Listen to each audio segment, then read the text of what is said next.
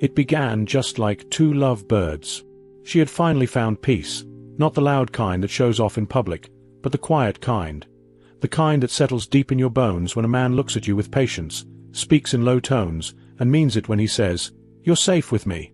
And she believed him. He didn't raise his voice. He didn't raise his hand. He raised her, lifted her from the ruins of old wounds, held her steady, gave her the calm she never thought she deserved.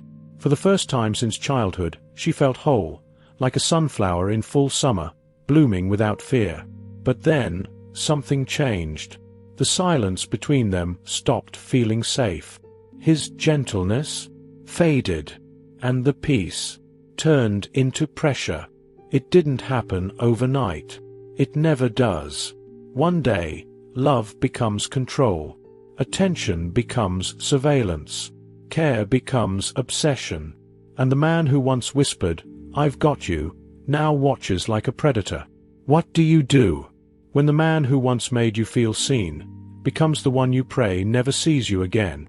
This is where it begins. The story of a woman who tried to leave, and the man who made sure she never could. Before we continue, this is the crime catalogue. Stay tuned, and let us know in the comments where you're watching from. We'd love to hear from you. And don't forget to like, share, and subscribe so you never miss any of our upcoming stories. She was born on an ordinary Monday, February 10, 1997, in South Fulton, Georgia. From the outside, her beginnings were nothing special, but Tanisha Bryant was the kind of soul you don't meet twice in one lifetime.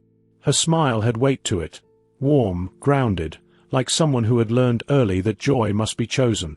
Her mother, Regina, was fighting battles no child should have to witness. Addiction had wrapped its arms around Regina by the time Tanisha turned 2. By 6, the court stepped in, and the only stable figure in Tanisha's young life, her grandmother, Miss Carolyn, was granted full custody.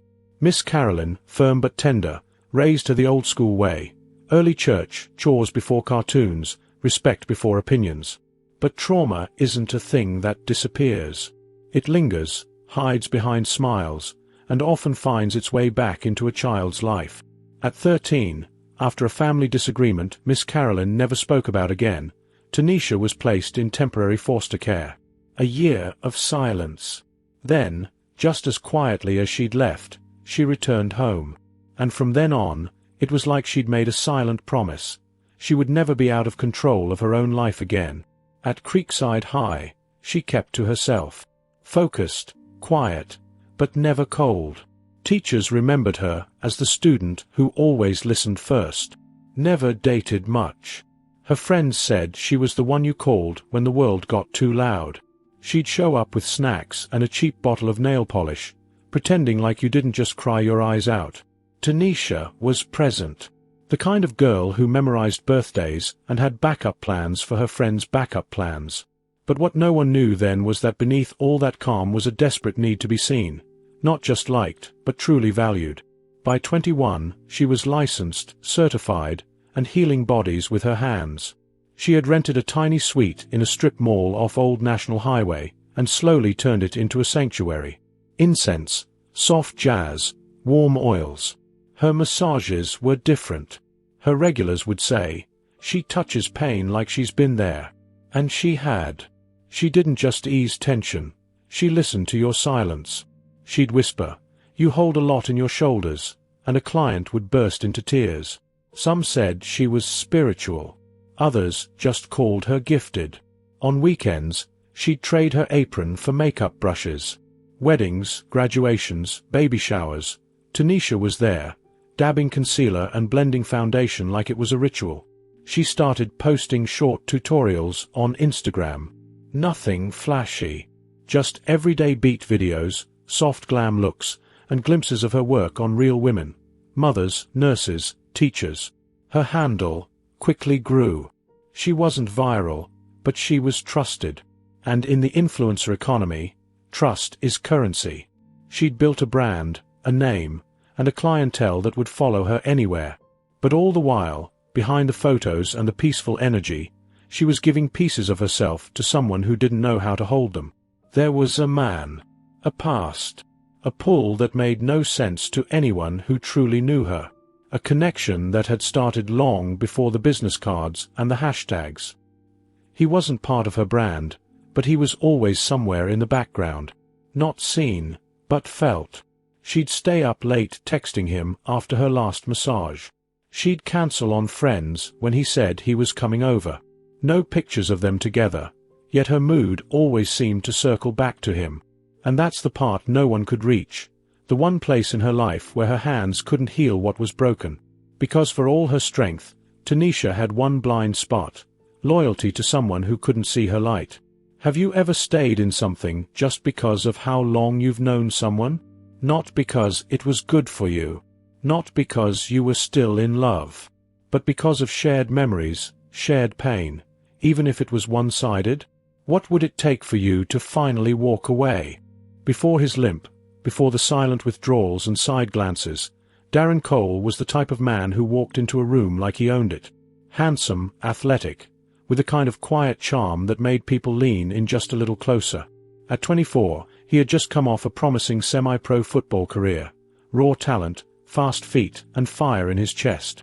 Coaches said he had something special. They all did, until the injury. It was a bad twist, a torn ligament, a loud pop that ended more than just a season. That knee didn't just snap. It rewrote his entire future. Within weeks, his name was replaced on rosters. Within months, the calls stopped. And then, as quickly as his rise began, it stalled. What came next was a slow erosion of self, one that doesn't happen in a single blow, but in the quiet of long afternoons and unanswered emails. He drifted into security work, part-time gigs. He kept the posture of a man in control, but something in him had started to loosen. By the time he met Tanisha, he was no longer chasing dreams. He was chasing stability. She was different, ambitious, confident, the kind of woman who had her next 5 steps already mapped out. When she walked into that small cafe on the west end of South London, Darren saw a future he hadn't thought possible in a long time. Not the future he once trained for, but something solid, beautiful, predictable, maybe even redemptive.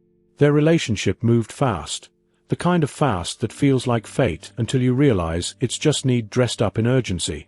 Within a few months, she let him move in. It was supposed to be temporary. It never was. In the beginning, he was grateful. He said so, in words, in gestures, in the way he looked at her. But slowly, the edges began to fray. He started staying up late, scrolling through job boards, but not applying. He complained about the market, the government, the way things were rigged. He smoked more, slept longer, talked less. Tanisha, on the other hand, was rising. She landed a gig in marketing, then another. She was building something, and she was proud of it. But her success didn't sit easy with Darren. Not anymore. He never said he was jealous. Men like Darren rarely do. But the signs were there. Subtle, small things. He'd tell her to relax when she got dressed up for a client dinner. Ask her, half joking, "Who are you trying to impress?" Once, when she posted a photo of herself holding a new brand deal, he muttered, "Don't put too much of yourself online. People are watching." At first, she laughed it off because she loved him and she believed in him. But somewhere in the quiet, between the missed calls and mood swings, between her early morning routines and his midday naps, something began to shift. She stopped telling him about new projects. She skipped celebrations. The air between them got thinner. He wasn't abusive, not in the way people recognize right away. He didn't raise his voice. He didn't hit her. But he chipped at her in quieter ways. Guilt. Silence. The look of disappointment when she came home excited. The weight of his unspoken expectations. One night, while scrolling through her phone, she stumbled on an old photo of them, back when things were light. She showed it to him, smiling. He looked at it, paused, and said, "You used to be more present then. Now you're just busy." She didn't reply.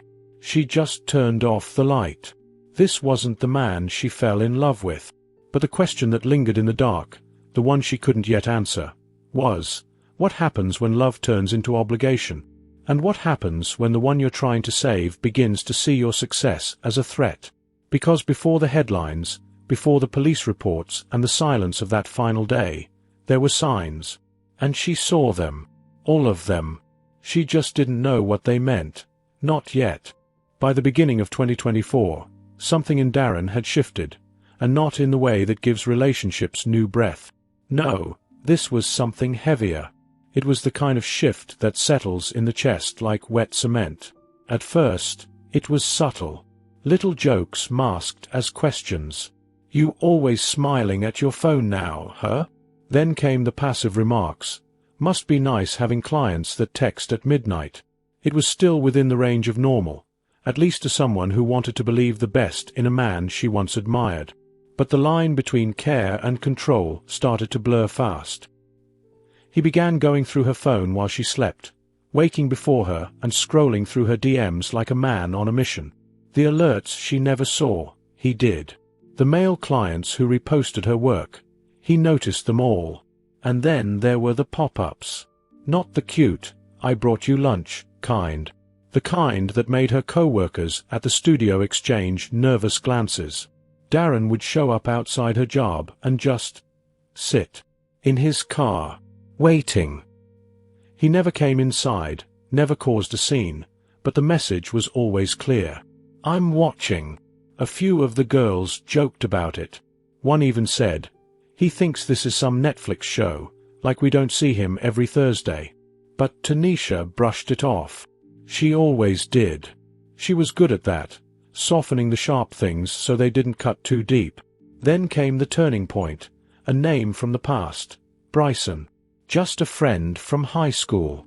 Someone who once passed her notes in geometry, and now ran a weekend pop-up event in downtown Decatur. He needed a makeup artist for models and influencers who attended his gigs, and Tanisha, professional, poised, glowing, was perfect. The gig was simple, paid well, and gave her space. Space from the tension. Space to breathe. Space Darren didn't control. It was noticeable. She laughed more. She posted again. Her Instagram, once dim with filtered wellness quotes, lit up with smiling clients and subtle selfies. Her clothes had color again. Her captions had energy.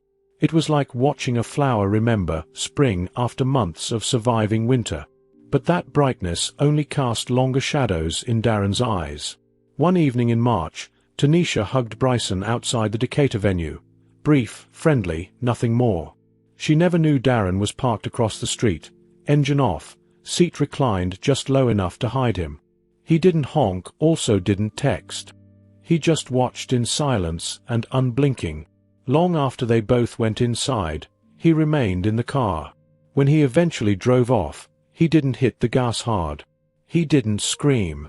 But something inside him, the little thread of self-control he'd been barely holding on to, had finally snapped.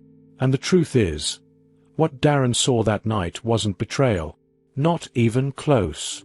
But for men like him, it never has to be. Jealousy doesn't wait for proof. It feeds on possibility. And obsession? It thrives on the idea that someone else might be making her smile. If someone's obsession is fueled by your happiness, what would you call that relationship? By the time February 2024 arrived, Tanisha Bryant was no longer just the talented massage therapist from South Fulton. She was becoming a quiet phenomenon. Her reels were drawing thousands, then hundreds of thousands. Her aesthetic, her voice, her healing hands, they had gone from a local secret to a regional trend. And yet, amidst the praise and momentum, a quieter truth began creeping into her recordings.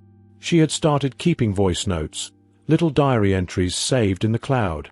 Some were reflections after long workdays, others snippets of prayer, but a few carried weight. "If anything happens to me, check Darren," she said in one. Her voice was calm, but deliberate, like she needed the world to have a breadcrumb trail in case she could no longer speak. That particular message wasn't shared publicly. It wasn't for views. It was insurance.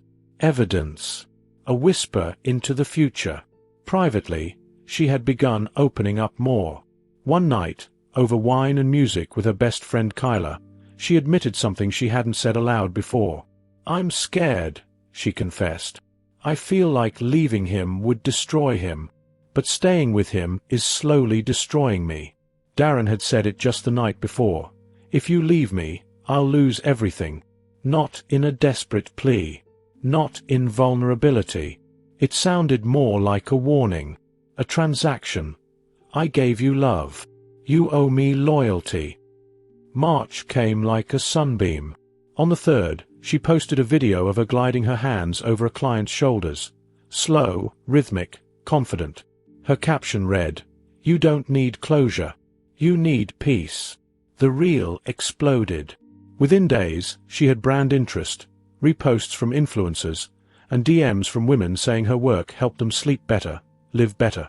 It was everything she'd worked for. But not everyone celebrated. Darren, watching from the shadows, began unraveling. The insecurity he used to mask with silence had now turned into online brooding. He started posting cryptic captions. "Don't let success make you forget who held you down. Clout changes people." She was humble once. His friends noticed. Some unfollowed. Others reached out to Tanisha privately, asking if everything was okay. One even sent her a screenshot of a message Darren had posted and deleted minutes later. "If they think they can play me, they're in for a rude awakening." She brushed it off publicly. But her journal, the one she kept tucked behind the oils in her bedroom drawer, told a different story. Pages filled with worries in beautiful penmanship. How she double-checked her locks now. How she started leaving her location on for her cousin. How she took a different route home if Darren's car wasn't in the driveway. There was no fight. No blow-up argument. Just the presence of something unspoken, heavy, and growing. The feeling of being watched, of living under the silent threat of someone who feels they are losing control. As her bookings doubled and her followers soared, Tanisha smiled more for the camera. But her eyes, in the candid clips, when she wasn't posing, told the truth. That something was wrong. That something was coming. She wasn't paranoid. She was intuitive. A woman who had lived through chaos, survived instability, and now recognized the patterns of danger. But even so, the people closest to her would later ask themselves the hardest question of all. Why didn't we listen louder? If someone told you they feared for their life in a relationship, would you believe them? Or would you convince them it's not that bad? Would you wait until the bruises showed, or would their voice alone be enough? The next Friday began like every other ordinary day. The studio was unusually busy that night. Tanisha's client list had grown so much, she had to turn people away. She wore her signature twist-out and a caramel-toned jumpsuit that shimmered under the ring light. Her last appointment ended around 8:30 p.m. She was exhausted, but energized. On her Instagram story, a 15-second clip showed her laughing with a client as they hugged goodbye. The caption read, "I'm so tired, but I'm grateful." Headed home to crash. It was the last video she would ever post. At approximately 8:50 p.m., Tanisha was seen on studio surveillance locking the door. She tossed her purse into the passenger seat of her silver Honda Civic and drove off into the Atlanta night. The timestamp on her phone's last message, sent at 9:16 p.m. to her cousin, read, "Gonna sleep all day tomorrow. My body hurts effa." Her cousin heart-reacted. She never saw her reply. At 9:31 p.m., security footage from a gas station 2 streets from Tanisha's apartment caught Darren's car. His black Nissan Altima with a dented fender, circling her block. The car slowed near the gate of her complex, headlights flickering as if someone was hesitating. Then it turned off the road and into a dark corner. At 9:39 p.m., a Ring doorbell camera mounted on a neighbor's porch picked up a faint, sharp scream. Not a shout. Not a cry. One sudden, frightened burst of sound, followed by a metallic clatter and then, silence. Tanisha's phone went dark at 9:42 p.m. Never pinged again. Her roommate returned home at 11:06 p.m. and noticed Tanisha's room still empty. It wasn't unusual. Sometimes she slept over at friends' places. But by morning, calls to her line went straight to voicemail. Her location couldn't be tracked. The Civic wasn't parked outside. The worry turned into panic at 3 p.m. the next day when her cousin, her roommate, and 2 friends met at her apartment to file a missing person report. By then, Darren was already scrubbing the inside of his car with a bottle of bleach and an old toothbrush. The timeline detectives later painted a haunting picture. Darren had driven to the studio earlier that day and parked in a nearby lot. He waited. He knew her schedule. He'd done it before. This time, though, something was different. He had been unraveling for weeks, his social media posts dripping with bitterness and implied warnings. On March 5, 3 days earlier, he tweeted, "If you can't be mine in life, I'll make sure no one else gets the chance either." The words were reported too late. He didn't confront her at the studio, possibly afraid of cameras. Instead, he followed her, either on the drive home, or waited until she parked. No one heard from Tanisha after 9:42 p.m. The car was found 5 days later, abandoned at a mall parking lot in South Fulton. The back seat had been scrubbed clean, but UV scans found traces of blood in the carpet fibers. A forensic analyst later confirmed it was Tanisha's. The Civic had one noticeable change. Her studio parking tag, the one that always hung from her rearview mirror, was gone. Darren told police he hadn't seen her in a few days, and assumed she was with friends. He looked tired, but calm. No panic. No urgency. No help offered. His alibi, he said he had been at home all night, watching YouTube videos. But surveillance told another story. Cameras didn't lie. Darren's car didn't just circle her block once. It came back again at 9:37 p.m. Then disappeared. And Tanisha? She had recorded a voice note just a week before. It was still saved on her iCloud account. "If anything happens to me, check Darren. I don't think he'd do anything, but then again, I never thought he'd follow me to the gas station either." It wasn't a scream for help. It was a breadcrumb she hoped no one would need. They did. What should a woman do when even leaving feels like risking her life? The morning of March 11, 2024, the woods near Fairburn were quiet, blanketed in a pale mist as sunlight pierced through the bare trees. 2 local hunters, walking a familiar trail in search of deer, stumbled upon something unnatural. At first, they thought it was discarded bedding, maybe a dumped mattress or trash. But the closer they got, the clearer the horror became. A body, wrapped in a sheet, partially buried under dead leaves, as though the forest was trying to cover a secret too dark to hold. Police dispatch audio crackled across radios. Fairburn units respond. Possible body discovered in the woods off County Road 89. The responders arrived within minutes. What they uncovered would shift the course of the investigation from a missing persons case to something far more sinister. The sheet was a dull floral print, stained and stiff. Inside was Tanisha Jordan, cold, lifeless. Her hands told a story of resistance, broken fingernails, defensive wounds on her forearms. The autopsy would later confirm what many feared: ligature marks around her neck, signs of blunt force trauma, and manual strangulation. Tanisha had fought hard, but she didn't stand a chance. As detectives canvassed the area, cataloging tire tracks and soil samples, a new twist surfaced, not from the woods, but from social media.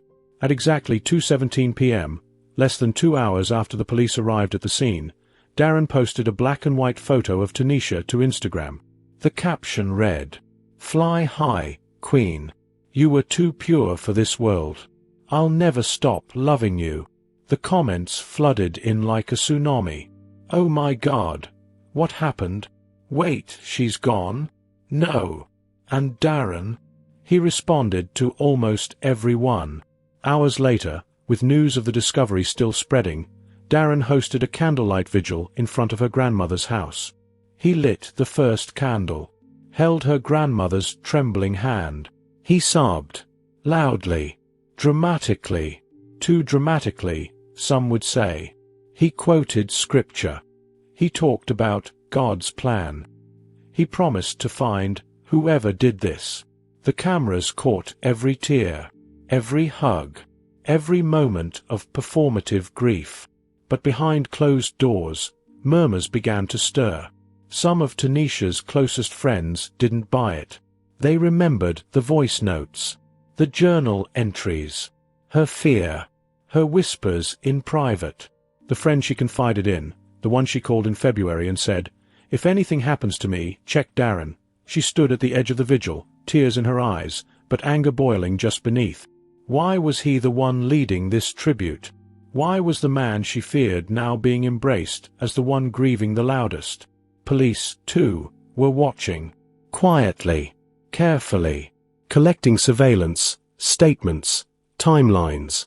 They were piecing together a puzzle that Darren thought he had scattered perfectly.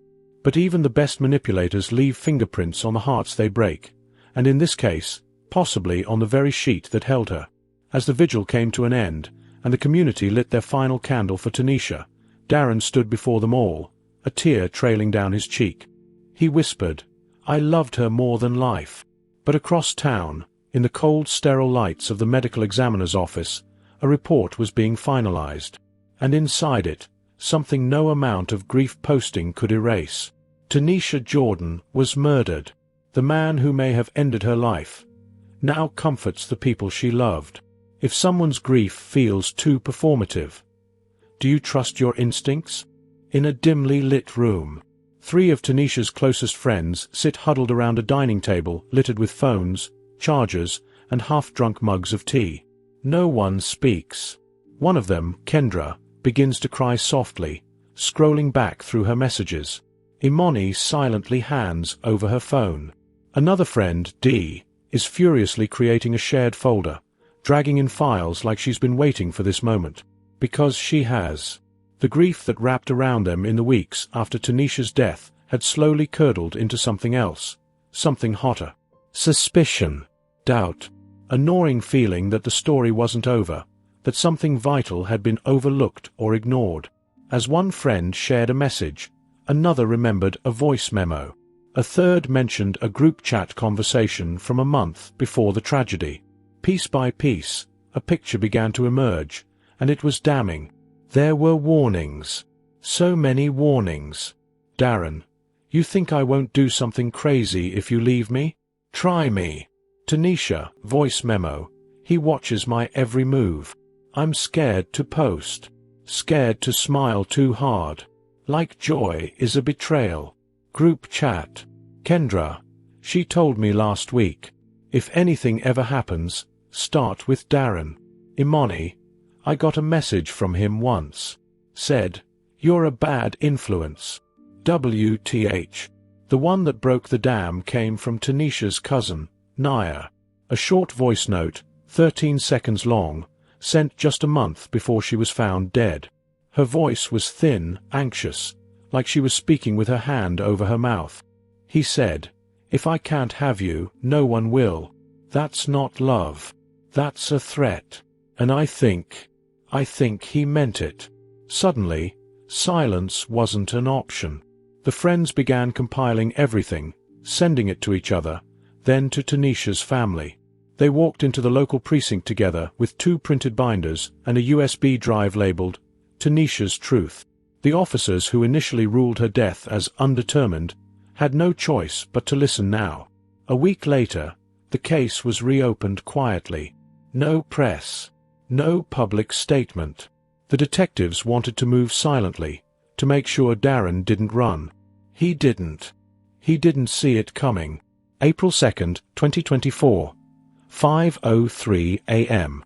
Officers arrived at Darren's apartment just before sunrise. He opened the door in boxers and a tank top, bleary-eyed but not surprised. He was too calm. Almost rehearsed. But the detectives were calm too. They didn't need him to say anything. The evidence was about to speak louder than he ever could.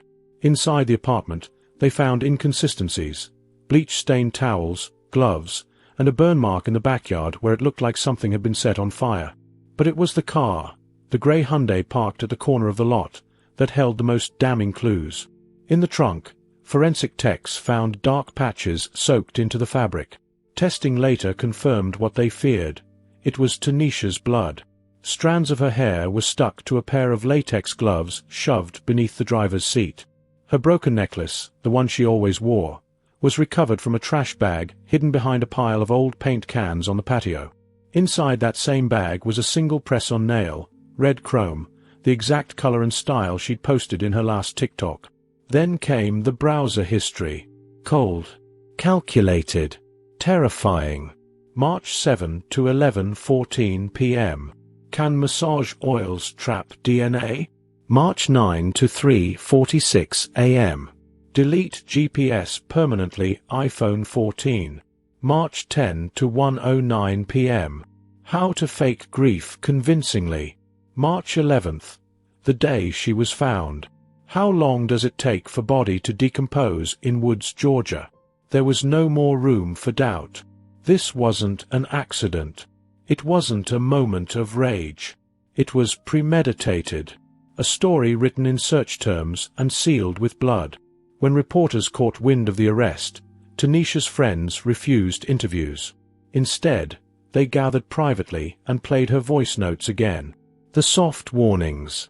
The cries for help wrapped in jokes. The fear disguised as frustration. They cried. They cursed. They hugged each other tightly. And in that room, one question haunted the walls. Why didn't we act sooner? Why didn't anyone believe her when she was alive? It wasn't that Tanisha didn't tell people. She did, over and over. In messages. In voice notes. In side comments and coded captions. But so often, we dismiss these signs. We call it drama. We assume they're exaggerating. We don't want to get involved. And sometimes, that silence becomes a coffin. In the final scene, her last Instagram reel plays again. Tanisha, dancing in her bedroom mirror. Her hair in curls and her eyes full of fire. The caption reads, "Stepping into my season." The music fades. The reel ends. But this time, we understand what we missed behind that smile. The scream for help that never got an answer. And the audience is left with one bitter truth. Some receipts come too late. But when they do, they burn. The summer heat outside the Fulton County Courthouse couldn't match the tension inside its chambers. By June 2025, after weeks of public outcry and media coverage, the trial of Darren Holloway began. National networks picked it up. Journalists filled every row. For those watching at home, courtroom sketch artists and limited audio feeds offered glimpses into what many called the trial that shook Georgia. And at the center of it all sat the man once seen as Tanisha's greatest love, now on trial for her murder. Darren entered the courtroom with a calm, almost blank stare, dressed in a navy blue suit he hadn't worn since his last business pitch. When asked to enter a plea, his voice didn't waver. Not guilty. His defense team claimed the death was accidental. That Tanisha had slipped during an argument outside her car. That Darren panicked, didn't know what to do. That grief, not guilt, had driven his erratic behavior after her disappearance. The courtroom murmured at the audacity of it. But the prosecution came prepared. They started with the Ring camera audio from March 8th. That faint, chilling scream captured near her car at 9:39 p.m. It was played once in full, then slowed down, then enhanced. The courtroom fell dead silent. A female voice, desperate. Then silence. Then the sound of a car door. A car driving off. Next, they brought up Tanisha's cousin, Micah. He looked broken on the stand. His voice cracked as he recalled the phone call he received just before midnight that same night. He said, "I just wanted to scare her, but she hit her head." It got bad real fast. The room went still. Even Darren finally looked shaken. Then came the journal. A leather-bound notebook recovered from Tanisha's apartment. Prosecutors had a voice actress read it aloud. pages dated weeks before her death. In one entry, she wrote, "Some days I wake up and feel like I'm sleeping in a trap. Love shouldn't feel like dying slowly. But if I leave, I don't know if I'll make it out alive." A gasp rippled through the gallery. Her words, raw and prophetic, struck like a knife. The defense scrambled. They tried painting Darren as overwhelmed, misunderstood, triggered by her rising fame, grasping at emotional instability. But the evidence was too stacked. Blood in the trunk. Her hair on gloves found in his garage. Google searches asking if massage oils could mask DNA or how to delete GPS permanently. The digital trail was as damning as the physical one. The prosecutors closed with a haunting image, Tanisha's final Instagram reel, posted just 5 days before her death. She was dancing, laughing, and glowing. Alive. This was who she was, the DA said, pointing to the screen. Not a statistic. Not a slip. But a woman full of life, stolen by someone who claimed to love her. The jury deliberated for 3.5 hours. When they returned, no one breathed. Guilty. On all counts. As the verdict was read, Tanisha's mother wept into a scarf her daughter once wore. Her father stared into space, expressionless. Darren showed no emotion, as if only half listening. The sentence would come later, but the message was already loud and clear. If love becomes fear, is it love at all? The courtroom felt like a tomb. Outside, Atlanta's July sun blazed unapologetically, but inside courtroom, time stood still. Darren sat stiffly beside his defense attorney, hands cuffed, chin low, not in shame but strategy. He hadn't once looked up since the verdict came in, and now, as the sentencing began, he stared blankly at the grain of the defense table like a man refusing to acknowledge the life he stole. The judge, a woman in her early 60s with a stern face softened only by her tired eyes, took a long pause. It wasn't for drama. It was for weight, the kind no gavel could lift. She read the sentence clearly. For the murder of Tanisha Watkins, this court sentences you, Darren Miles, to life in prison without the possibility of parole. A sharp inhale rippled through the room. A gasp. A sob. The sound of justice, and the bitter taste of it, filled the space. Darren didn't flinch. He didn't cry. He didn't apologize. He didn't even look at her family. Then, the courtroom opened up for victim impact statements. Tanisha's grandmother, Ruth Watkins, slowly rose from the front pew where she had sat every single day of the trial, dressed in black as though each appearance was a funeral. She clutched her cane, but it wasn't support she needed. It was restraint. She faced Darren, who kept his eyes down. "You didn't just take my baby girl," she began, voice quivering with rage. "You took my only light. You stole the laughter from this family. You crushed the future of a woman who gave everything to everyone, even you. You called her queen, and then killed her like she was nothing." The room was so quiet, even the scribbling of reporters halted. Ruth didn't stop there. "Do you know what it's like to sit in a room where the person responsible for your child's death refuses to even say her name? You never said sorry. Not once. Because men like you don't feel guilt. You feel loss of control. That's what this was always about, wasn't it? Control." She looked at him again. This time, Darren met her eyes. And for the first time, he blinked, not out of emotion, but because hers burned into his. "May you rot knowing that the world will remember her name, not yours." The judge nodded solemnly. Bailiffs moved to escort Darren out. As he walked past the gallery, cuffed and finally stripped of his mask of charm, you could feel the shift. He wasn't the handsome ex-boyfriend anymore. He wasn't the charismatic dancer. He was a killer. In the days that followed, Tanisha's story became more than a tragedy. It became a reckoning. Her journal entries, once private, were shared across social media by her friends. "Love shouldn't feel like dying slowly," one entry read. It resonated with thousands, millions. Women across the country reposted her words, calling her the voice of the voiceless. She had once written about fear, about being silenced, about doubting if anyone would ever believe her. And yet, in death, she was believed more than ever. Support groups in Atlanta and beyond sprang up. Hashtags trended. Domestic abuse hotlines saw a spike in calls, not just from women, but from friends afraid for their loved ones.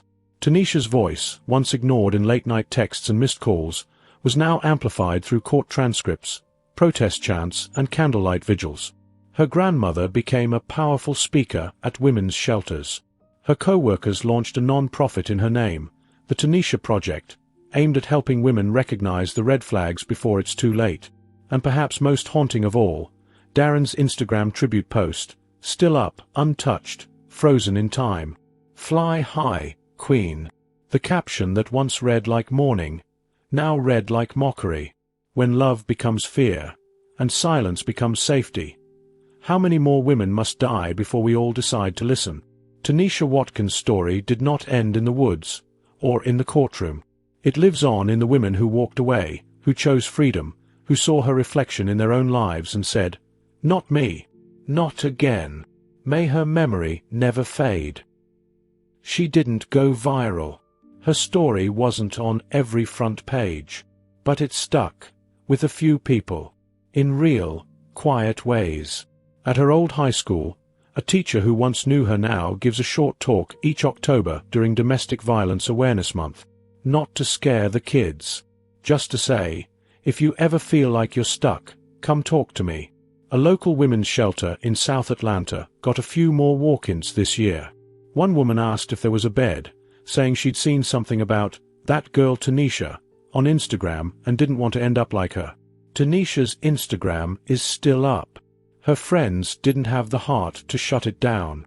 Now it's like a digital memorial. On her birthday, strangers leave comments. One reads, "I didn't know you, but your story made me leave. I'm safe now. Thank you." There was a candlelight vigil a few weeks after the trial. Just a handful of people. Mostly family. Some women from a nearby shelter came too. They didn't speak. They just stood. No press. No speeches. Just candles and quiet. Her legacy isn't a law or a headline. It's something softer and quieter. A reminder passed in whispers. You don't have to stay. If someone you know is afraid to leave, don't ask why they stayed. Ask how you can help them go. Your comment might not change the world, but it might change someone's. Share your story in the comments. Someone reading might need it.